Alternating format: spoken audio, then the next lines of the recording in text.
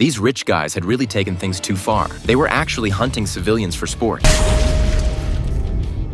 But they'd gotten bored of hunting helpless prey. This time, they were looking for a real challenge, something more thrilling. So they brought in a trained fighter, unaware that they were about to pay the ultimate price. Because this man wasn't just any fighter. He was the legendary war machine, Boyka. Not long ago, during a brutal fight, Boyka accidentally killed his best friend with a devastating kick. The guilt crushed him. He spiraled into depression, living in a daze and occasionally stepping into underground fights, hoping that one day a worthy opponent might end his life in the ring. But months passed, and still no one came close. Until one night, during a secret fight hosted by the wealthy elite, Boyka showcased his devastating skill set and emerged as the undisputed champion. That's when he caught the attention of a tycoon named Debay. After the match, Debay approached him personally, inviting Boyka to a private tournament, boasting that fighters from around the world would be there, and the grand prize was 100 million. Boyka didn't hesitate. He needed money to support his late friend's family, hoping it might ease his guilt. So the next day, he packed up and boarded a helicopter to a remote site in Myanmar, completely unaware he was flying into a death trap. As soon as they landed, Debay bribed a local warlord with stacks of cash and set up the so-called arena in the heart of a military camp. Then he introduced the competitors, a famous Spanish bullfighter, a Texas oil tycoon and his entourage, a billionaire's daughter, a game designer, and a mysterious old hunter. Boyka was dumbfounded. Weren't these supposed to be elite fighters? Instead, it looked like a circus of amateurs, and there wasn't even a ring. Debay shrugged and told him, "This entire 300-kilometer forest is your arena." Then he tossed Boyka a pouch filled with gems worth millions, promising they'd be his if he could escort Debay across the border alive. They then pulled a tarp off a truck bed, revealing a stockpile of weapons. Still confused, Boyka watched as Debay's bald-headed enforcer grabbed a crossbow. Soldiers dragged out two terrified men. When the warlord gave the command, the two men bolted, and seconds later, the hunting began. Only then did Boyka realize the truth. This wasn't a tournament. It was a rigged death game. He wasn't the competitor. He was the prey. Worse yet, he wasn't allowed to carry a single weapon. The whole setup was a one-sided slaughter.